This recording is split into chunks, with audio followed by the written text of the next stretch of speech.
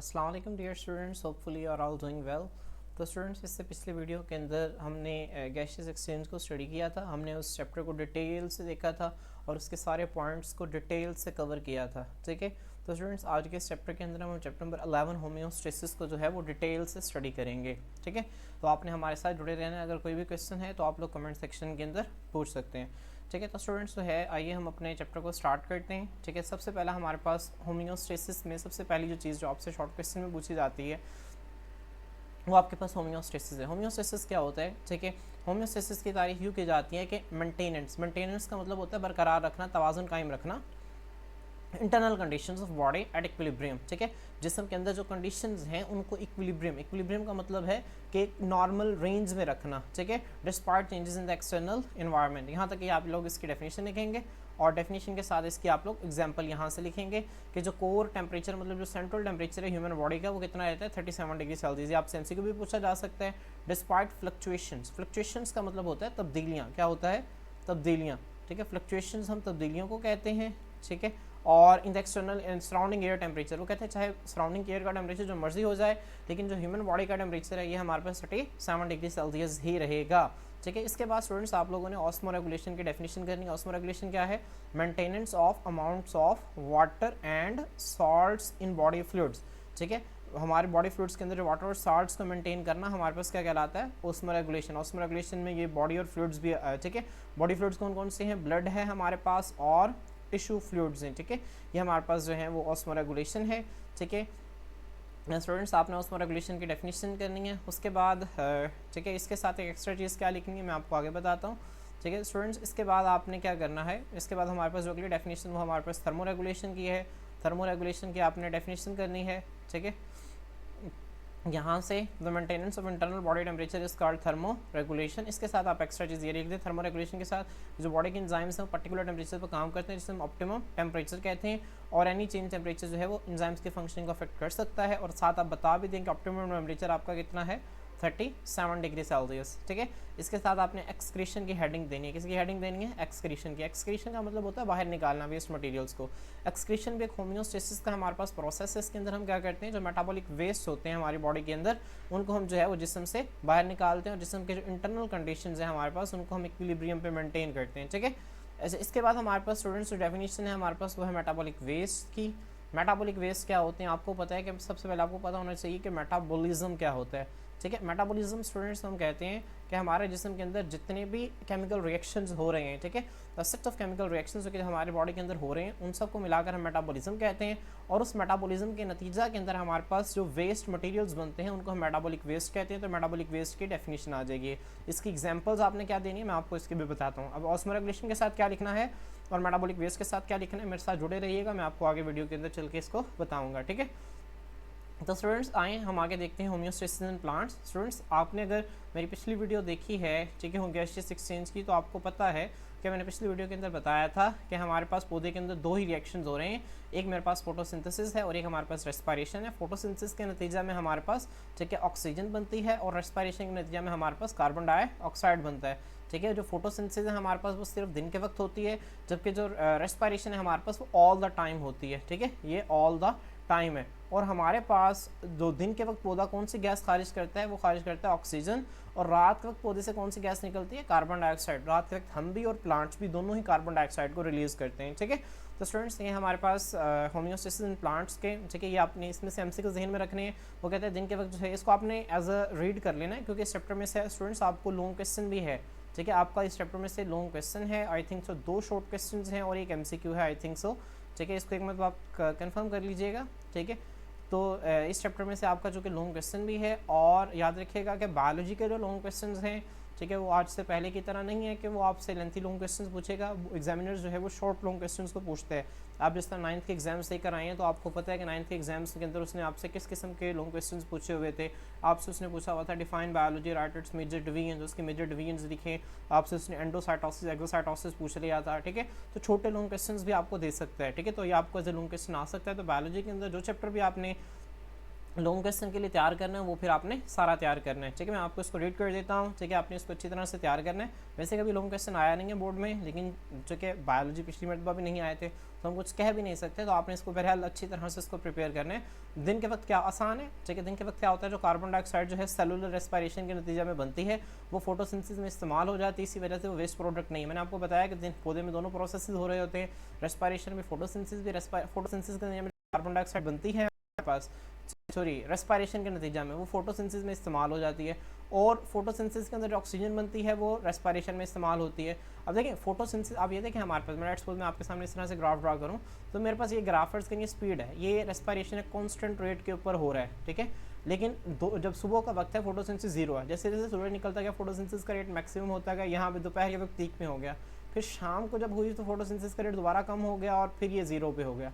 ठीक है, अब रेस्पिरेशन एक कांस्टेंट रेट पर हो रही है जबकि फोटोसिंथेसिस का रेट चेंज हो रहा है। अब जब दिन के वक्त जो कार्बन फोटो देखें ना, ये रेस्पिरेशन के नतीजे में कार्बन डाइऑक्साइड हमारे पास बनती है, और वो जो कार्बन डाइऑक्साइड बन रही है वो कम है, वो फोटोसिंथेसिस में इस्तेमाल हो रही है।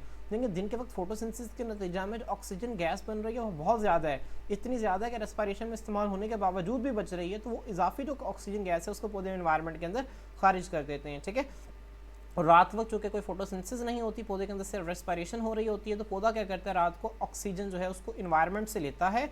ठीक है, और कार्बन डाइऑक्साइड को इन्वायरमेंट के अंदर ही रिलीज कर देता है। ठीक है, तो आपने इसको ध्यान में रखना है। रात वक्त क्या होता है, सरप्लस, सरप्लस का मतलब होता है बहुत ज़्यादा। ठीक है, बहुत ज़्यादा तादाद में हमारे पास जो है ये सरप्लस कार्बन डाइऑक्साइड जो है वो ज़्यादा होती है। क्यों? क्योंकि कार्बन डाइऑक्साइड का कोई इस्तेमाल नहीं हो रहा होता। दिन के वक्त तो कार्बन डाइऑक्साइड फोटोसिंथेसिस में इस्तेमाल हो रही है, रात के वक्त ऐसा कुछ नहीं हो रहा होता। It is remove from the tissue cells by diffusion. ठीक है, इसे टिश्यू सेल से डिफ्यूजन के जरिए निकाल दिया जाता है। लीव्स और यंग स्टेम्स में क्या क्या रहता है, carbon dioxide escapes through stomata. ठीक है स्टूडेंट्स, अब आपने इसको भी ज़हन में रखना है हमारे पास। ठीक है, दिन के वक्त जो है हमारे पास स्टोमेटा ओपन होते हैं। ठीक है, दिन के वक्त जो है वो स्टोमेटा ओपन होते हैं और जो गैसेज हैं वो स्टोमेटा के जरिए निकलती हैं। रात के वक्त स्टोमेटा क्लोज होते हैं। तो रात वक्त पौधे कैसे बाहर निकालते हैं, वो बाहर निकालते हैं डिफ्यूजन के जरिए। किसके जरिए? देखिए यहाँ पे उसने लिखा भी हुआ है, at night it is surplus because there is no utilisation of carbon dioxide, it is remove from tissue cells by diffusion. समझ आ रही है? ये डिफ्यूजन के जरिए। अब डिफ्यूजन कहाँ पर हो रही होती है हमारे पास? ठीक है, अगर आप लोग इसको जहन में देखें हमारे पास, ठीक है यहाँ पे तो नहीं बनी हुई, इससे पिछले चैप्टर के अंदर हमारे पास डायग्राम बनी हुई थी। ठीक है, यहाँ पे हमारे पास पत्ते के इस तरह, पत्ते के अंदर हमारे पास इस तरह सेल्स होते हैं। ठीक है, ये पत्ते का सेल है हमारे पास, इस तरह से ये पत्ता है, तो इसके जो बाहर वाली लेयर है ना हमारे पास, ये छोटे छोटे सेल्स से मिलकर बनी हुई एपिडर्मल सेल्स कहते हैं, इनसे डिफ्यूजन होती है। ठीक है, तो आपने इसको जहन में रखना है। ठीक है, आपसे एक एनालिटिकल शॉर्ट क्वेश्चन के तौर पर, एनालिटिकल एमसीक्यू के तौर पर पूछा जा सकता है। उसके बाद ये ऑक्सीजन का रिमूवल है, ऑक्सीजन जो है मेसोफिल सेल्स में बनती है। मेसोफिल में क्यों बनती है? क्योंकि मैंने आपको मेसोफिल सेल्स ही वो सेल्स हैं जो कि क्या करते हैं, फोटोसिंथेसिस करते हैं। ठीक है, ये हमारे पास फोटोसिंथेसिस वाले सेल्स हैं। ठीक है, तो आपने इसको जहन में रखना है। ठीक है, ड्यूरिंग डे टाइम दिन के वक्त फोटोसिंथेसिस होती है और उसके अंदर में बाय प्रोडक्ट, इजाफी प्रोडक्ट के तौर पर ऑक्सीजन रिलीज होती है।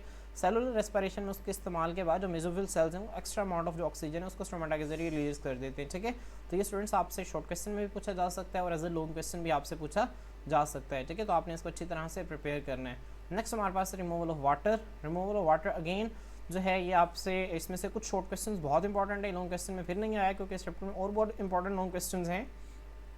सबसे पहले आपको पता होना चाहिए ट्रांसपायरेशन क्या होता है। ट्रांसपायरेशन हम कहते हैं पत्ते की सतह से पानी का बुखारात बनकर उठ जाना, क्या कहलाता है? ट्रांसपायरेशन कहलाता है। ठीक है, transpiration the loss of water from the plant surface. ठीक है, तो अब स्टूडेंट्स यहाँ पे पौधा पानी, अब पानी जो है पौधे के लिए क्यों ज़रूरी है आपने ध्यान में रखना है। जो पौधे हैं वो पानी को ठीक है कहाँ से हासिल करते हैं? मिट्टी से हासिल करते हैं। ठीक है, और वो उनकी बॉडी के अंदर भी प्रोड्यूस होता है सेलुलर रेस्पिरेशन। रेस्पिरेशन की इक्वेशन अगर मैं यहाँ पर दोबारा लिखूँ, C6H12O6 ग्लूकोज जो है जब ऑक्सीजन की मौजूदगी में टूटता है हमारे पास क्या बनता है? कार्बन डाइऑक्साइड और वाटर। अब ये जो वाटर है ये पौधा एक तो ज़मीन से ले रहा है लेकिन उसके बॉडी के अंदर भी सेलुलर रेस्पिरेशन के नतीजा में बन रहा है। अब पौधे क्या करते हैं, इतनी कसरत में जो वाटर होता है उसको अपने सेल्स के अंदर स्टोर कर लेते हैं। टर्जिडिटी कहते हैं। आपको पता है कि जो प्लांट का सेल है उसके अंदर इस तरह बड़ा, ठीक है अगर मैं छोटा सा प्लांट का सेल यहाँ पर ड्रॉ करूँ, ठीक है उसके अंदर एक बड़ा सा ना वैक्यूल होता है। ठीक है, इस तरह बड़ा सा दरमियान में वैक्यूल होता है। इस वैक्यूल के अंदर पानी को भर लेते हैं जिससे पौधे का सेल जो है वो टर्जिड हो जाता है, अकड़ जाता है। ठीक है, अब रात के वक्त जो है वो ट्रांसपायरेशन नहीं होती क्योंकि रात के वक्त जो है वो टेम्परेचर कम होता है, इवेपोरेशन भी नहीं होती। ठीक है, इवेपोरेशन होती है लेकिन उस स्पीड से नहीं होती, आप ये कह सकते हैं। ठीक है, अब स्टूडेंट्स ये वैसे आपने इसमें से अगर बहरहाल वो आपसे लॉन्ग क्वेश्चन पूछ ले रिमूवल ऑफ एक्स्ट्रा वाटर, तो आप ये पानी पौधा कहाँ कहाँ से हासिल करते हैं इसको बता दें। ठीक है, और रात के वक्त आपने बता देना है कि ट्रांसपायरेशन नहीं होती, स्टोमेटा बंद होते हैं। ठीक है, तो हमारे पास क्या है, ठीक है वो जो है वो जाइलम वेसल्स के अंदर इकट्ठा होता रहता है। ठीक है, यहाँ से स्टूडेंट्स एक और शॉर्ट क्वेश्चन आपसे आता है यहाँ से। ठीक है, यहाँ से आपने आगे गुटेशन है। ठीक है, हमारे पास किसकी डेफिनेशन है? गुटेशन की। गुटेशन हमारे पास क्या होती है?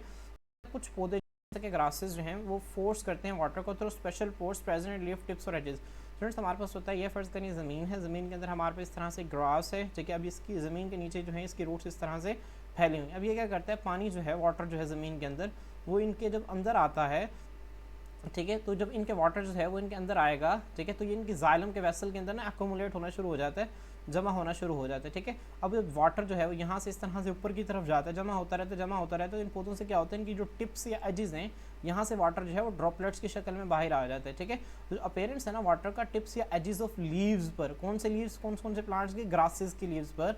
ठीक है, इसको हम क्या कहते हैं? इसको हम कहते हैं ग्यूटेशन कहते हैं। ठीक है, तो आपने इसकी डेफिनेशन को अच्छी तरह से याद रखना है। ठीक है, ये हमारे पास गुटेशन है। और स्टूडेंट्स गुटेशन के बाद जो अगली इंपॉर्टेंट डेफिनेशन है हमारे पास, वो हमारे पास है ड्यू की डेफिनेशन। आपसे पेपर में इंपॉर्टेंट पूछता है, शॉर्ट क्वेश्चन आता है कि डिफरेंस बताएं भाई, डिफरेंस किसके दरमियान बताना है आपने। ठीक है, ड्यू के दरमियान और ग्यूटेशन के दरमियान क्या फ़र्क है। ठीक है, ड्यू और ग्यूटेशन में क्या फ़र्क है, तो आपने ग्यूटेशन की डेफिनेशन लिखनी है और ड्यू में आपने लिखना है। यहाँ से आप इसको ड्यू की डेफिनेशन अगर आपको नहीं पता, ठीक है, तो आप जो है वो मेरे साथ इसके ड्यू की डेफिनेशन को लिख लें। ठीक है, मैं यहाँ पे इसको लिख देता हूँ। ठीक है, तो स्टूडेंट्स ऐसा प्रोसेस, ठीक है, हम ड्यू कहते हैं, शबनम को कहते हैं। ठीक है, हम आप यहाँ पे गुटेशन को यहाँ से काट दें इस तरह से। ठीक है, यहाँ से इस तरह। अब आपने बताना है, यहाँ से आपने लिखना है द प्रोसेस इन विच, क्या लिखना है? द प्रोसेस इन विच। ठीक है, यहाँ पे विच के बाद आपने यहाँ पे दोबारा से लिखना है वाटर, क्या लिखना है? वाटर। ठीक है, in which water condenses from the atmosphere onto the plant surface is called dew। मैं इसको दोबारा रिपीट कर दूँ, एक ऐसा process, the process in which water condenses from the atmosphere onto the plant surface is called dew। अगर कोई Urdu medium का स्टूडेंट है, मैं उर्दू में बता देता हूँ, एक ऐसा प्रोसेस जिसमें हमारे पास माहौल से पानी जो है वो कसीफ होकर पौधे की सतह पर इकट्ठा हो जाए, इसे हम क्या कहते हैं? इसे हम ड्यू कहते हैं। ठीक है, तो स्टूडेंट्स हमारे ड्यू की डेफिनेशन थी, रिमूवल और मेटाबॉलिक वेस्ट। इसमें से इंपॉर्टेंट एमसीक्यूज आते हैं, आपसे वो शॉर्ट एमसीक्यू के तौर पर पूछता है टमाटर के जो टमाटर है इसके अंदर हमारे पास कौन सा सॉल्ट जो है जमा होता है, तो आपने ये ज़हन में रखना है कैल्शियम ऑक्सलेट। क्या है? Calcium oxalate. स्टूडेंट्स आपने केमिस्ट्री के अंदर पढ़ा होगा ऑक्सैलिक एसिड, ऐसा ही है, COOH और COOH। ठीक है, अगर दो कार्बोक्सिलिक एसिड्स को मिला दिया जाए तो हमारे पास ये क्या बन जाता है? Oxalic acid. ठीक है, अगर ये इस तरह से हो, ठीक है, यहाँ से COO और यहाँ से इसको इस तरह से कैल्शियम के साथ मिला दिया जाए तो ये हमारे पास बनता है कैल्शियम ऑक्सलेट। ठीक है, तो खैर इसको हम सेकेंड ईयर के अंदर तफसील से देखेंगे, इसके फार्मूलाज वगैरह को। अभी आप सिर्फ इसके कैल्शियम ऑक्सलेट का भी सिर्फ आप नाम ही जहन में रखें। ठीक है, अब स्टूडेंट्स यहाँ पर हमारे पास जो है कुछ इंपॉर्टेंट एमसीक्यूज आते हैं। ठीक है, कि किस प्लांट से क्या रिलीज होता है। ठीक है, यहाँ पर आपने सबसे पहले एमसीक्यूज हैं, रेजिन्स जो हैं वो किन प्लांट से निकलते हैं? वो निकलते हैं कॉनिफेरस ट्रीज से।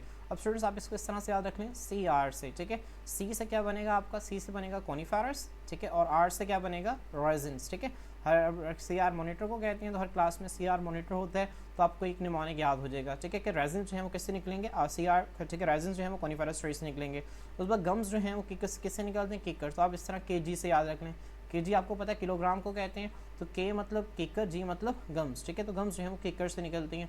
इसके बाद हमारे पास है लैटेक्स। लैटेक्स हमारे पास रबर की तरह का एक मटेरियल होता है जो कि रबर प्लांट से निकलता है। ठीक है, इसको जब आपको बाकी याद हो जाएंगे तो आपको वैसे याद हो जाएगा RL से। ठीक है, RL से याद रखें, रबर प्लांट।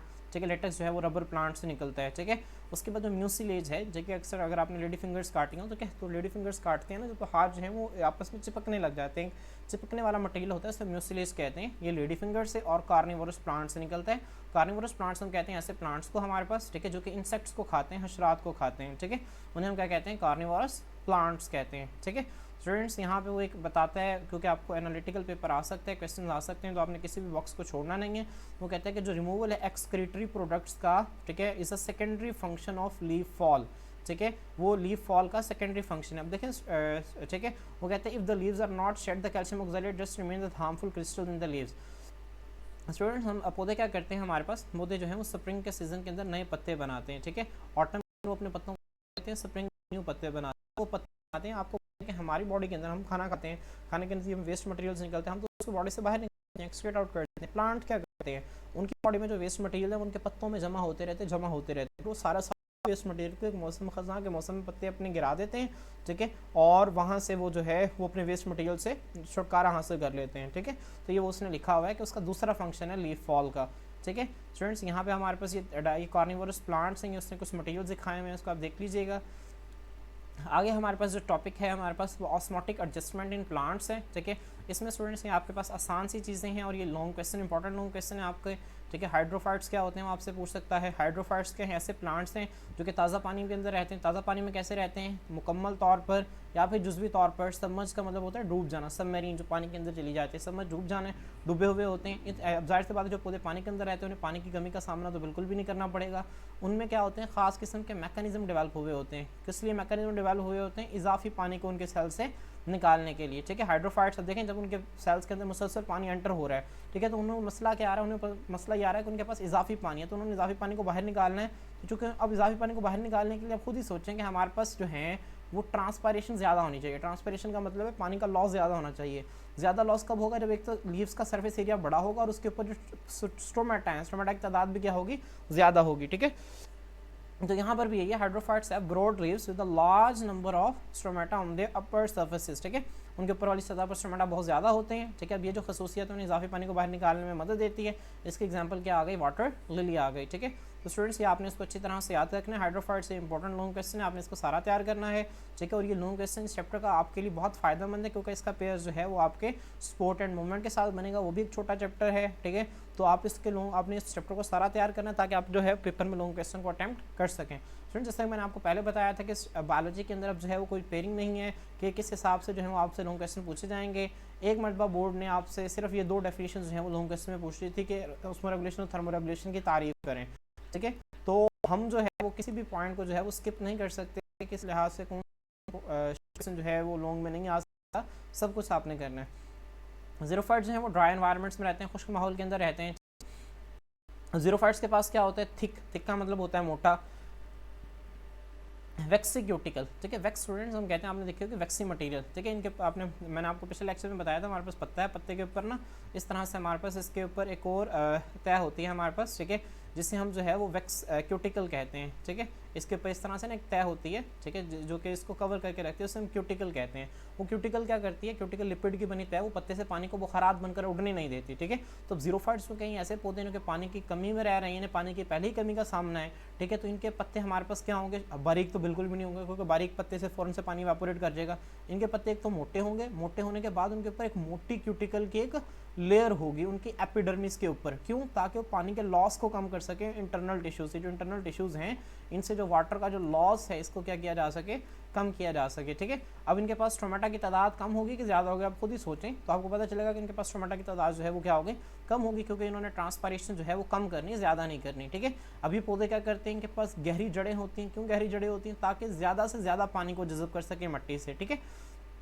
अब स्टूडेंट्स यहाँ पे हमारे पास एक इंपॉर्टेंट जो है वो शॉर्ट क्वेश्चन भी आता है हमारे पास, ठीक है। इंपॉर्टेंट शॉर्ट क्वेश्चन हमारे पास क्या आता है, ठीक है, वो आपसे पूछता है कि बताएं कि सक्यूलेंट ऑर्गन्स क्या हैं। तो आपने यहाँ से लेकर, ठीक है, यहाँ तक आपने सक्यूलेंट ऑर्गन्स की डेफिनेशन लिखनी है कि सक्यूलेंट ऑर्गन्स हमारे पास होते क्या हैं। कुछ ज़ीरोफाइट्स के अंदर खास किस्म के पैरेन्काइमा सेल्स होते हैं, उनके स्टेम तनों के अंदर, रूट्स के अंदर। अब पैरेन्काइमा सेल्स क्या होते हैं स्टूडेंट्स, के खास किस्म के सेल्स होते हैं हमारे पास, खास किस्म के प्लांट सेल्स हैं जिनके अंदर बहुत बड़े बड़े वैक्यूल्स होते हैं, ठीक है। क्या होते हैं, इनका करैक्टर ये कि इनके अंदर बहुत बड़े बड़े क्या होते हैं, वैक्यूल्स होते हैं, ठीक है। अब वो पानी को अपने अंदर स्टोर कर लेते हैं, जब वहाँ से पानी स्टोर हो जाता है तो वहाँ से पानी निकलता रहता है और इनके तनों को वेट और जूसी रखते हैं। इन ऑर्गन्स को हम सक्यूलेंट ऑर्गन्स कहते हैं, ठीक है। और ये ज़ीरोफाइट्स की एग्जांपल आपने ज़हन में रखनी है, ठीक है। कैक्टस जो है वो ज़ीरोफाइट की एक एग्जांपल है, ठीक है। स्टूडेंट्स अब हमारे पास जो है वो हेलोफाइट्स हैं। हेलोफाइट्स क्या होते हैं ये समुद्री पानी के अंदर रहते हैं, ठीक है। और ये सॉल्टी इन्वायरमेंट के, ठीक है, नमकियात वाले इन्वायरमेंट में इन्होंने अपने आप को ढाला हुआ होता है। अब देखें स्टूडेंट्स हमारे पास यहाँ पर लेट्स सपोज हमारे पास ये एक सी वाटर है, ठीक है। मैं यहाँ इस तरह से कंटेनर ड्रॉ बड़ा सा, अगर यहाँ पे एक है, ये है और ये हमारे पास प्लांट है, ठीक है। अब स्टूडेंट्स यहाँ पे हमारे पास सी है, ये हाइपरटोनिक है। आपको पता है कि हाइपरटोनिक में सोल्यूट की कंसंट्रेशन ज़्यादा होती है और वाटर की कंसंट्रेशन क्या होती है, कम होती है, ठीक है। जबकि हमारे पास अभी एनवायरनमेंट क्या होगा, इस एनवायरनमेंट होगा हमारे पास हाइपरटोनिक। हाइपरटोनिक से क्या मुराद है, इसके अंदर वाटर हमारे पास क्या होगा, ठीक है, हमारे पास ज़्यादा होगा और साल्ट हमारे पास क्या होगा, कम होगा, ठीक है। बल्कि यहाँ पे अगर मैं इसको मज़ीद क्लियर करूँ, ठीक है, आप इसी को समझ लें कि ये हमारे पास सेल है और इससे बाहर हमारे पास जो है ये हमारे पास सी है और ये हमारे पास सेल है। तो यहाँ पे हमारे पास वाटर ज़्यादा है और जो सोल्यूट है हमारे पास वो क्या है, कम है।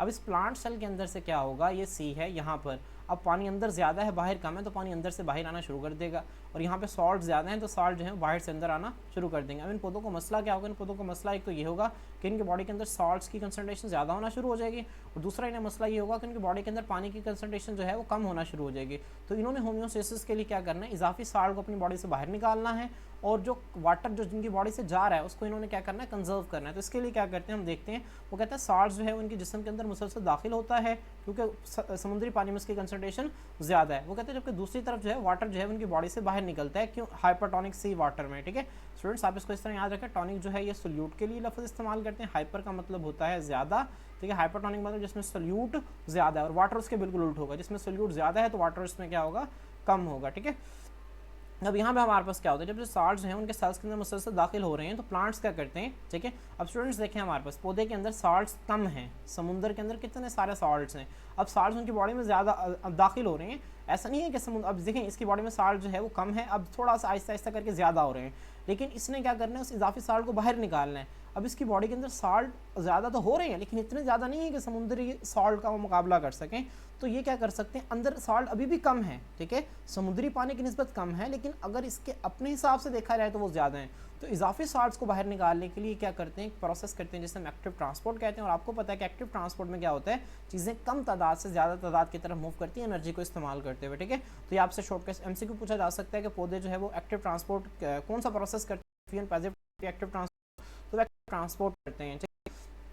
अच्छा, इसके बाद जो है वो कहते हैं होल्ड कर देते हैं large amount of salt to the vacuole, और कुछ पौधे कहते हैं वो सॉल्ट्स को अपने अंदर मौजूद जो वैक्यूल हैं उनके अंदर जो उन्होंने वैक्यूल वहाँ वैक्यूल जमा कर लेते हैं। ठीक है, उसके बाद वो कहता है कि जो अब देखें ना यहाँ पर हमारे पास एक वैक्यूल है, इस वैक्यूल के अंदर हमारे पास वाटर के अंदर हमारे पास सॉल्ट्स पड़े हुए हैं। ठीक है, अब स्टूडेंट्स मैं आपको एक एग्जांपल देता हूँ, मैं आपसे कहता हूँ कि आपके पास एक कप है वाटर का और एक आपके पास एक बहुत बड़ा जग है वाटर का।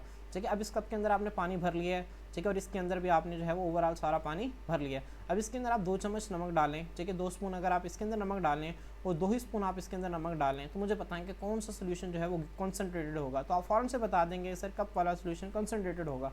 सेम इसी तरह ये ज़्यादा हाइपरटोनिक होगा क्योंकि इसके अंदर सोल्यूट की कंसनट्रेशन पानी के मुकाबले में ज़्यादा है, जबकि यहाँ पे ऐसा नहीं है। तो इसी तरह हमारे पास वो कहता है कि जब एक पौधे का वैक्यूल है, वैक्यूल के अंदर सॉल्ट जब भी जमा होते रहते हैं, वहाँ पे पानी बहुत कम है, सॉल्ट बहुत ज़्यादा हो जाता है, जबकि समुद्री पानी में पानी ज़्यादा है, सॉल्ट भी ज़्यादा है। ठीक है, तो वो कहता है जो सैप है ना, सैप कहते हैं mixture of water and salts को। ठीक है, तो जो सैप है वैक्यूल का, ठीक है, वो क्या हो जाता है, समुद्री पानी से भी ज़्यादा हाइपरटोनिक हो जाता है। मेरी बात समझ नहीं, समुद्री पानी जो है वो हाइपरटोनिक होता है, ठीक है, लेकिन वो इतना हाइपरटोनिक नहीं होता जितना सैप ऑफ वैक्यूल होता है। ठीक है, तो इस तरह जो है वो पानी जो है वो सेल से बाहर जो है मूव नहीं करता। बहुत सारी सी ग्रासेज जो हैं इसके मिसाल में आती हैं। अगर आपको इस पॉइंट की समझ नहीं आई, ठीक है, तो आप लोग इसे दोबारा से रिवाइज करके इसको सुन लें। मैं अगेन इसको थोड़ा सा दोबारा से रिपीट करता चलूँ। ठीक है, हमारे पास जो सैप है वैक्यूल्स का, ठीक है, अगेन वही कि हमारे पास एक कप है, ठीक है, एक कप है हमारे पास, उसके अंदर आपने 2 चम्मच नमक डाल लिए, ठीक है, और एक ग्लास है या जग है उसके अंदर आपने 2 चम्मच नमक डाल लिए। अब जो सोल्यूट है वो दोनों में सेम है, ठीक है, लेकिन आप बताएंगे कौन सा ज़्यादा हाइपरटोनिक सोल्यूशन है। ठीक है, तो आप बताएंगे कप वाला ज़्यादा हाइपरटोनिक होगा। ठीक है, तो कप वाला ज़्यादा हाइपरटोनिक क्यों होगा, क्योंकि उसमें पानी की कंसंट्रेशन कम है, सोल्यूट की कंसंट्रेशन ज़्यादा है। ठीक है, तो बिल्कुल यही कॉन्सेप्ट जो है यहाँ पे अप्लाई होता है। वैक्यूल जो है वो छोटा है, उसके अंदर पानी कम है लेकिन सॉल्ट्स भरे हुए हैं, क्योंकि समुद्र में पानी ज़्यादा है, सॉल्ट्स भी ज़्यादा है। ठीक है, वो हाइपरटोनिक है, नो डाउट वो हाइपरटोनिक है, लेकिन जो सैप है वैक्यूल का उससे भी ज़्यादा हाइपरटोनिक है। ठीक है, तो आपने इसको जहन में रखना है। ठीक है, ये सैलोफाइड एग्जांपल हमारे पास जो है वो होम्योस्टेसिस इन एनिमल ह्यूमंस जो है वो स्टार्ट हो जाते हैं। होम्योस्टेसिस इन ह्यूमंस में सबसे पहले जो है हमारे पास स्किन है। अगर आपसे पूछते कौन कौन से ऑर्गन्स हैं होम्योस्टेसिस, तो आपने बता देना है कि लंग्स हैं, स्किन है और किडनीज हैं। ये 3 ऑर्गन्स हमारे पास होम्योस्टेसिस करते हैं। जो लंग्स हैं वो इजाफी कार्बन डाइऑक्साइड को बाहर निकालता है, जो स्किन है वो मेंटेनेंस ऑफ बॉडी टेम्परेचर और एक्सेस वाटर और सॉल्ट्स को रिमूव करता है, किडनीज जो है वो excess water, salt, urea, uric acid को रिमूव करती है। ठीक है, और यूरिन बनाती हैं। ठीक है, तो आपने इसको जहन में रखना है। स्टूडेंट्स हमारे पास जो अब जो स्किन है, ठीक है, जो स्किन है हमारे पास, आपको पता है कि स्किन के हमारे पास 2 लेयर्स हैं। ठीक है, अब ये लॉन्ग क्वेश्चन आपको पूछा जा सकता है, इंपॉर्टेंट लॉन्ग क्वेश्चन है। Right note on skin, skin की 2 लेयर्स हैं। जो आउटर मोस्ट लेयर है इसको हम एपिडर्मिस कहते हैं। ठीक है, ये आउटर प्रोटेक्टिव लेयर है। ठीक है, इसके अंदर किसी किस्म की कोई ब्लड वेसल्स नहीं होती, आपने जहन में रखना है। और डर्मिस जो है वो अंदर वाली लेयर है, इसके अंदर ब्लड वेसल्स भी होती हैं, सेंसिंग और vending, sweat and oil glands, hairs and fat cells भी होते हैं। ठीक है, ये आपसे फिर शॉर्ट क्वेश्चन में आता है कि differentiate between dermis and epidermis. तो आपने यहाँ पे दरमियान में लाइन लगाना है, एक तरफ एपिडर्मिस की हेडिंग देनी है और एक तरफ डर्मिस की हेडिंग देनी है। यहाँ पे आपने लिखना है कि epidermis is the outer most layer, dermis is the inner layer. ठीक है, एपिडर्मिस में आपने बताना है यहाँ पे ब्लड वेसल्स नहीं होते, डर्मिस में आपने बताना है यहाँ पे ब्लड वेसल्स भी होती हैं। ठीक है, सेंसरी नर्व एंडिंग्स भी होती हैं, स्वेट एंड ऑयल ग्लैंड्स भी होते हैं, हेयर्स और फैट सेल्स भी होते हैं। ठीक है स्टूडेंट्स, हमारे स्किन के अंदर ऑयल ग्लैंड्स होते हैं। ठीक है, अक्सर आपने देखा होगा जब कोई डस्ट वाले इन्वायरमेंट में काम कर रहे हैं तो बॉडी से ऑयल की लेयर भी एक चेहरे पे जमा होना शुरू हो जाती है। ठीक है, वो बेसिकली एक प्रोटेक्टिव लेयर होती है जो कि हमें जरासीम से बचाती है, क्योंकि ऑयल के अंदर जरासीम जो है वो ग्रो नहीं करते, माइक्रो ऑर्गेनिज्म ग्रो नहीं करते। ठीक है, तो स्टूडेंट्स उसके बाद ये हमारे पास स्किन के फंक्शंस हैं। ठीक है, स्किन के 2 फंक्शंस आपने ध्यान में रखने हैं। ठीक है, गूज बम्स, इसे उर्दू में कहते हैं रोंगटे खड़े हो जाना। ठीक है, जो हमारे स्किन के जो सारे हेयर्स हैं ना, हमारे स्किन के जो मसल्स हैं कॉन्ट्रैक्ट करते हैं, कॉन्ट्रैक्ट करने के बाद हेयर्स जो हैं जब कॉन्ट्रैक्ट करते हैं तो हेयर्स इस तरह से ना स्टैंडिंग पोजीशन में आ जाते हैं, हम कहते हैं गूज बम्स। जो स्किन है वो इंपॉर्टेंट रोल प्ले करता है बॉडी टेम्परेचर को रेगुलेट करने में। अक्सर आपने देखा होगा सर्दियों में ऐसा होता है। ठीक है, वो कहता है थिन लेयर जो फैट सेल्स की डर्मिस के अंदर वो इंसुलेट करती है। इंसुलेट का मतलब है टेम्परेचर को बाहर नहीं जाने देते। कॉन्ट्रैक्शन जो स्मॉल मसल्स के हैं जो कि हेयर्स के साथ अटैच हैं वो गूज बम्स बना देते हैं, जो कि वार्म ब्लैंकेट। ठीक है, ये जो हेयर्स जब इस तरह से खड़े हो जाते हैं ना, इसके अंदर हवा की एक लेयर जो है वो ब्लैंकेट का काम करती है। ठीक है, तो हमारी बॉडी के सेल्स को एक कह लें कि आप हमारी बॉडी के टेम्परेचर को मेनटेन करती है। इसके दूसरा फंक्शन सर्दियों में था। ठीक है, हमारे पास गर्मियों में स्किन हमें कैसे काम करती है, गर्मियों में हमारी जो स्किन कूलिंग इफेक्ट प्रोवाइड करती है। ठीक है, पसीना रिलीज होता है, आपको पता है कि कॉजेज कूलिंग इफेक्ट। जब हमारी स्वेट है, 2 तो ये कि निकल जाती है, और दूसरा ये कि हमारी बॉडी के अंदर जो मेटाबॉलिक वेस्ट हैं, water, salt, urea, uric acid, ये भी स्वेट के जरिए खारिज हो जाते हैं, बाहर निकल जाते हैं। ठीक है, तो स्टूडेंट्स ये स्किन के 2 फंक्शंस हैं। आपने ऊपर वाली फंक्शंस के अंदर आपने बताना है कि स्किन जो है वो आपको सर्दियों के अंदर किस तरह से बेनिफिशियल है। ठीक है सर, आपकी स्किन जो है वो गूज बम्स की आप हेडिंग दे दें, गूज बम्स की हेडिंग दे दें, यहाँ पे आप कूलिंग इफेक्ट की हेडिंग दे दें स्किन के। ठीक है, 2 आपकी हेडिंग्स बन जाएंगी, आपके लंग क्वेश्चन जो है अच्छा मुकम्मल हो जाएगा। ठीक है, तो स्टूडेंट्स हमारे पास जो है वो लंग्स को डिटेल में डिस्कस नहीं किया गया, क्योंकि इसको हमने पहले चैप्टर में ही डिस्कस कर लिया है। ठीक है, इसको आपकी जो बुक है उसके अंदर डिटेल से डिस्कस नहीं किया गया। नेक्स्ट हमारे पास जो है वो यूरिनरी सिस्टम है। स्टूडेंट्स यूरिनरी सिस्टम जो है इसे हम एक्सक्रीटरी सिस्टम भी कहते हैं। ठीक है, इसे हम क्या कहते हैं, एक्सक्रीटरी सिस्टम भी कहते हैं। ठीक है, एक्सक्रीटरी सिस्टम जो है इसके 4 हिस्से हैं हमारे पास। अगर आप लोग यहाँ पे देखें या आप इस पैराग्राफ को रीड कर लीजिएगा, आसान चीज़ें लिखी हुई इसके 4 हिस्से में आपको डायग्राम से बता देता हूँ। हमारे पास किडनीज़ है, इसका जो पहला हिस्सा है वो हमारे पास क्या है, किडनी है। किडनी के बाद हमारे पास यूरेटर है, यूरिनरी ब्लैडर है और यूरेथ्रा है। ठीक है, 4 हिस्से हैं। किडनीज़ का काम क्या है, इन्होंने आपके ब्लड को फिल्टर करके क्या बनाना है, इन्होंने ब्लड को फिल्टर करके ठीक है यूरिन बनाना है। ठीक है, इन्होंने ब्लड को फिल्टर करके यूरिन बनाना है। यूरेटर्स जो है इनका क्या काम है, इन्होंने किडनी से यहाँ से निकलते हैं यूरेटर्स। ठीक है, और यहाँ से यूरेटर्स जो हैं ये निकल कर यूरिनरी ब्लैडर के अंदर जाते हैं। ठीक है, और उसके बाद हमारे पास यूरिनरी ब्लैडर का क्या काम है, यूरेटर्स 2 होते हैं, किडनीज भी 2 होती हैं, हमारे पास जो यूरेटर्स होते हैं वो भी 2 होते हैं। यूरिनरी ब्लैडर का क्या काम है, वो थैली है जिसके अंदर यूरिन स्टोर होता है। यूरेथ्रा वो ट्यूब है जिसके जरिए बॉडी से यूरिन को बाहर निकाल दिया जाता है। ठीक है, अब स्टूडेंट्स हमारे पास स्ट्रक्चर ऑफ किडनी है, यहाँ से आपको एमसीक्यूज पूछे जाते हैं। ठीक है, आपने ध्यान में रखना है किडनीज का कलर क्या होता है, डार्क रेड है। ठीक है, बीन फलीनुमा ऑर्गन्स होते हैं ये। अभी आपसे इनकी लेंथ जो है वो एमसीक्यूज में पूछे जा सकते हैं, आपने इसको ध्यान में रखना है। हर किडनी 10 सेंटीमीटर लंबी होती है, 5 सेंटीमीटर चौड़ी है और 4 सेंटीमीटर जो है वो मोटी होती है। ठीक है, तो आपने इसको ध्यान में रखना है। और इसका वजन कितना होता है, 120 ग्राम, कितना है 120 ग्राम जिसका वजन होता है। इसको आपने एमसीक्यूज नहीं आपको ध्यान में रखना है। अभी हमारे पास होती कहाँ पर है, they are placed against the back wall of abdominal cavity. ठीक है, हमारे जो पेट है इसके बैक साइड पर, हमारे जो पेट के नीचे हिस्सा है, ठीक है, उसके बैक साइड पर है वो डायफ्राम, लंग्स के अंदर एक मसल होती है। मिसाल के तौर पर स्टूडेंट्स मैं अगर आपको थोड़ी लोकेशन जो है उसको करता चलूँ, हमारे पास यहाँ से यहाँ पे है, यहाँ इस तरह से एक डायफ्राम है, डायफ्राम के नीचे पेट की बैक साइड पर, ठीक है, बैक साइड पर यहाँ पर हमारे पास जो है, ठीक है, डायफ्राम है, डायफ्राम के नीचे पेट की बैक साइड पर यहाँ पे हमारे पास जो है किडनीज लोकेटेड होती हैं।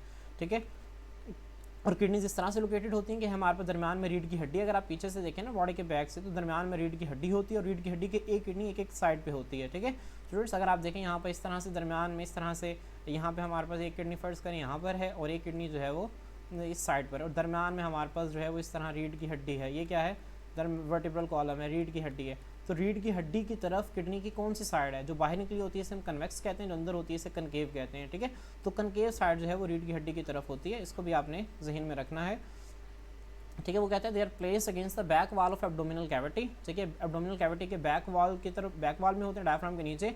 ठीक है, और वर्टिब्रल कॉलम के एक साइड पे एक होती है। ठीक है, और ये इन्हें प्रोटेक्ट कौन करता है स्टूडेंट्स, ये आपसे एमसीक्यू पूछा जा सकता है कि किडनीज को प्रोटेक्शन कितनी रिब्स प्रोवाइड करते हैं, लास्ट 2 रिब्स। ठीक है, और ये एक इंपॉर्टेंट चीज़ है, the left kidney is little higher than the right one. ठीक है, ये स्टूडेंट्स एक इंपॉर्टेंट चीज़ है, अगर आप यहाँ पे देखें भी तो ये लेफ्ट किडनी है, ये हल्की सी ऊपर है और राइट किडनी थोड़ी सी नीचे है। ठीक है, तो कौन सी किडनी हायर होती है ये आपने ध्यान में रखना है, इसको भी इस तरह ध्यान में रखें, दिल वाली साइड पे जो किडनी होगी वो थोड़ी सी ऊपर होगी, ठीक है, एक निमोनिक जहन में रख लें आप, ठीक है। उसके बाद स्टूडेंट्स जो है वो एक शॉर्ट क्वेश्चन आता है आपको पेपर में कि व्हाट इज़ हिलस, हिलस क्या है हमारे पास, ठीक है। हिलस क्या होता है, जो किडनी की कनकेव साइड है, ठीक है, यहाँ पे हमारे पास एक पॉइंट होता है जहाँ पे सारी चीज़ें जो हैं वो किडनी के अंदर एंटर हो रही हैं, बाहर निकल रही हैं, हम हिलस कहते हैं। Concave side of kidney faces the vertebral column, vertebral column की तरफ होती है, मैंने आपको पहले ही बताया था, ठीक है। इसके दरमियान में एक डिप्रेशन होता है, गड्ढा होता है जिसे हम हिलस कहते हैं, ठीक है, जो कि concave centre of concave area of kidney में होता है। अब इसका स्टूडेंट्स ये आगे फंक्शन है, अभी आपने लिखना है, ठीक है, इसका क्या है फंक्शन है, ठीक है। फंक्शन क्या है, there is the area of kidney through which ureter leaves the kidney, ये वो एरिया जहाँ से यूरेटर जो है वो किडनी से लीव करता है, ठीक है। और फिर क्या कहता है वो कहता है कि other structures including blood vessels, lymphatic vessels and nerves वो लीव हो किडनी से, ठीक है। स्टूडेंट्स इसके बाद एक इंपॉर्टेंट क्वेश्चन, एक शॉर्ट क्वेश्चन आता है कि रेनल कॉर्टेक्स और रेनल मेडुला फर्क होता है। अब रेनल कॉर्टेक्स क्या है, रेनल कॉर्टेक्स जो है वो आउटर पार्ट है किडनी, ठीक है, और रेनल, ठीक है, मेडुला पार्ट है, ये डार्क रेड कलर, इसका पेल रेड का मतलब हल्का रेड है कलर में, ठीक है। रेनल मेडुला आपको शॉर्ट क्वेश्चन आ जाता है, रेनल मेडुला क्या होता है, रेनल मेडुला आप देखें ये रेनल कॉर्टेक्स है, ये रेनल मेडुला, इसके अंदर कोन शेप्ड स्ट्रक्चर्स हैं काफ़ी सारे, ठीक है। इनको हम क्या कहते हैं, इनको हम कहते हैं रेनल मेडुला, ठीक है, रेनल मेडुला, ये रेनल मेडुला है। और ये जो कोन शेप्ड स्ट्रक्चर्स हैं इन्हें हम कहते हैं रेनल पिरामिड्स, ठीक है। रेनल मेडुला जो है कई सारे कोन शेप्ड एरियाज पर मुश्तमिल होता है जिन्हें रेनल पिरामिड्स कहते हैं। और रेनल पिरामिड्स जो हैं ये क्या, ये देखें ये इनकी प्रोजेक्शन है, ये इस तरह से, ठीक है। इनके जो कोन शेप्ड एरिया है, कोन शेप्ड कैविटी है, ये हमारे पास एक फनल की तरह, फनल हम कहते हैं, ठीक है। इस तरह से आपके पास एक, ठीक है, एक स्ट्रक्चर होता है, ठीक है, जिस तरह से, ठीक है, इसको आप बोतल वगैरह में पानी भरने के लिए इस्तेमाल करते हैं, इसे कहते हैं फनल। अब फनल की हमारे पास जो ओपनिंग है ना, ठीक है, ये इस तरह से यहाँ पर मौजूद होती है, ठीक है। Renal pyramids project into funnel shaped cavity called renal pelvis, ये हमारे पास जो है इस तरह से एक फनल शेप्ड कैविटी है, ठीक है, यहाँ से इस तरह से, ठीक है, और यहाँ से ये हमारे पास इस तरह से एक फनल बनती है, ठीक है। तो फनल शेप कैविटी के अंदर एंटर होते हैं जिसे हम क्या कहते हैं, रेनल पेल्विस कहते हैं, जो कि यूरेटर की बेस है, ठीक है। वो आपसे पूछ सकता है बेस ऑफ यूरेटर क्या है, यूरेटर वो ट्यूब है जो यूरिन को लेकर जाती है और उसकी बुनियाद क्या है, रेनल पेल्विस है, ठीक है। स्टूडेंट्स आपको समझ आ गई, ठीक है। तो ये स्टूडेंट्स हमारे पास स्ट्रक्चर ऑफ किडनी था, आपने इसको जहन में रखना है, ठीक है। ये आगे हमारे पास जो है वो लॉन्ग क्वेश्चन है, कौन सा लॉन्ग क्वेश्चन है हमारे पास, ये हमारे पास है नेफ्रॉन। नेफ्रॉन क्या होता है ये आपसे पेपर में, अगर मैं कहूँ कि जब इस लॉन्ग क्वेश्चन की अहमियत क्या है आपको पेपर में, ठीक है, तो ये इस तरह से है कि अगर चैप्टर में से मैं 10 मरतबा एक लॉन्ग क्वेश्चन दूंगा तो मैं 5 मरतबा इसको चूज़ करूँगा, इतना इंपॉर्टेंट है। और बोर्ड में भी ये बहुत मरतबा पेपर में रिपीट हुआ है, ठीक है। फ्रेंड्स इससे पहले आप ये चीज़ ध्यान में रखें कि आपने किडनी की डायग्राम जो है इसको भी लाजमी ड्रॉ करना है पेपर के अंदर, ठीक है। किडनी के डायग्राम को भी लाजमी ड्रॉ करना है, आपने इस तरह से ड्रॉ नहीं करना, ठीक है। सिंपल आप क्या करें, ठीक है, अगर आप मैं यहाँ पे अगर आपको थोड़ा सा आइडिया दे दूँ, ठीक है, यहाँ पे आप इस तरह से एक डायग्राम ड्रॉ करें, ठीक है। उसके बाद अंदर आप इस तरह से कौन शेप कैविटीज़ ड्रॉ कर दें, ठीक है। आपने इस तरह से ना ड्रॉ हो गई, आप यहाँ पे इस तरह से इनको इस तरह से मिला दें आपस में, ठीक है। और यहाँ पे आप इसको इस तरह से बता दें, ठीक है। ये रेनल पेल्विस हो गई, ये रेनल कॉर्टेक्स हो गया, ये रेनल मेडुला हो गया, ये रेनल पिरामिड्स हो गए, ठीक है। और ये रेनल पेल्विस हो गया और ये यूरेटर हो गया, ठीक है। तो यहाँ पे दो से ब्लड वेसल निकलते हैं, ये रेनल आर्टरी हो गई, ये रेनल वेन हो गई, ठीक है। इस तरह से इसको लेबल करना है, ठीक है। किडनी की लेबल डायग्राम आपने लाजमी ड्रॉ करनी है, ठीक है। बायोलॉजी के अंदर उसकी बहुत अहमियत होती है, ठीक है। इसके नंबर भी होते हैं पर्टिकुलरली। इसके बाद फंक्शनल जो है वो नेफ्रॉन है। नेफ्रॉन के हमारे पास दो पार्ट्स होते हैं, एक को हम कहते हैं रेनल कॉर्पसल और एक को हम कहते हैं रेनल ट्यूब्यूल। रेनल कॉर्पसल के आगे से दो पार्ट्स होते हैं, एक को हम कहते हैं ग्लोमेरुलस और एक को हम कहते हैं बोमेंस कैप्सूल। जो ग्लोमेरुलस है वो नेटवर्क ऑफ कैपिलरीज है, जबकि हमारे पास जो बोमेंस कैप्सूल है वो कप शेप्ड स्ट्रक्चर है जिसके अंदर ग्लोमेरुलस जो है वो इनक्लोज होता है। रेनल ट्यूब्यूल के आगे से हमारे पास तीन पार्ट्स होते हैं, एक को हम कहते हैं प्रॉक्सिमल कन्वोल्यूटेड ट्यूब्यूल, एक को हम कहते हैं लूप ऑफ फैनले और एक को हम कहते हैं डिस्टल कन्वोल्यूटेड ट्यूब्यूल, ठीक है। अब डिस्टल कन्वोल्यूटेड ट्यूब्यूल जो है वो आपस में मिलकर हमारे पास क्या बना देते हैं, कलेक्टिंग डक्ट बना देते हैं, और कलेक्टिंग डक्ट आगे से मिलकर क्या बना देते हैं, पेपिलरी डक्ट। अब कलेक्टिंग डक्ट और पेपिलरी डक्ट में आपके शॉर्ट क्वेश्चन पूछा जा सकता है कि कलेक्टिंग डक्ट और पेपिलरी डक्ट्स बताएं क्या होते हैं, तो आपने बताना है डिस्टल कन्वोल्यूटेड ट्यूब्यूल्स जो हैं बहुत सारे नेफ्रॉन्स के वो हमारे पास जो है वो एक कलेक्टिंग डक्ट के अंदर ओपन होते हैं, जबकि बहुत सारी कलेक्टिंग डक्ट्स जो हैं वो मिलकर क्या बनाती हैं, पेपिलरी डक्ट बनाती हैं, ठीक है। और पेपिलरी डक्ट कहाँ पे ओपन होते हैं, रेनल पेल्विस के अंदर, ठीक है। तो आपने इसको जहन में रखना है, ठीक है।